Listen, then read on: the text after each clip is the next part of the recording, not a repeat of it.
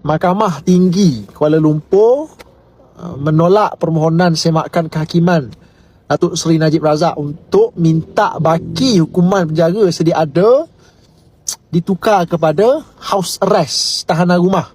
Maksudnya Datuk Seri Najib Razak akan terus kekal di penjara Kajang. Ikut timeline sedia ada sekarang, Datuk Seri Najib akan dibebaskan 23 Ogos 2028. Tak lama dah sebenarnya.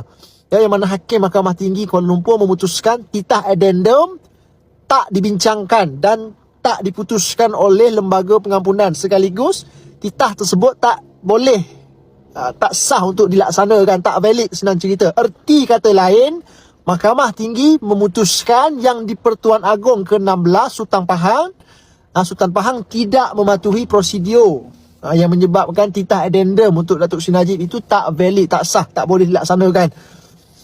Jadi titah arahan tambahan yang dibuat di luar lembaga pengampunan diraja memang tak boleh dilaksanakan lah. Memang tak berperlembagaan, tak ikut prosedur, melanggar artikel 42 perlembagaan. Konsep tahanan rumah tu sendiri pun, house arrest pun tak ada dalam peruntukan undang-undang kita.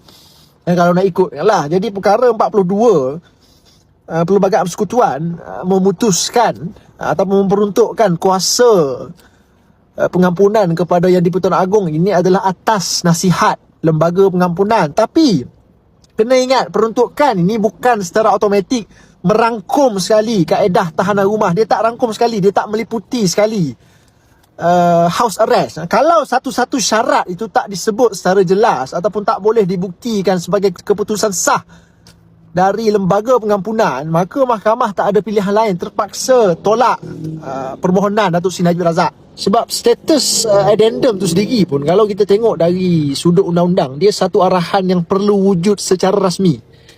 Dia kena boleh disahkan, dia ada dokumen, dia kena berdokumentasi apa semua. Kalau addendum tu sendiri pun tak dapat dizahirkan secara rasmi ataupun tak dimaklumkan pada pihak pelaksana, atau apa panggil, tak direkod lah senang cerita, tak direkodkan sebagai keputusan yang muktamad, memang mahkamah tak ada pilihan lain, tak boleh nak laksanakan benda tu. Kalau ada dokumentasi, ada endorsement, pengesahan apa semua, barulah mahkamah ini boleh laksanakan permohonan Datuk Seri Najib tu. Sekarang ini mahkamah nak bergantung pada apa sebenarnya? Sebab itu aku cakap, isu addendum tahanan rumah ini 100% pada aku lah, ini 100% soal bidang kuasa. Mahkamah hanya boleh tafsir dan kuat kuasakan undang-undang sedia ada sahaja. Mahkamah tak boleh nak cipta kaedah baharu untuk melaksanakan hukuman ni, nak puaskan hati satu pihak. Ini mahkamah tak boleh nak pergi buat kaedah baru, tak boleh. Mahkamah tak boleh arahkan satu-satu keputusan tanpa orang panggil asas undang-undang. Maksudnya cara hukuman itu dilaksanakan semua urusan eksekutif.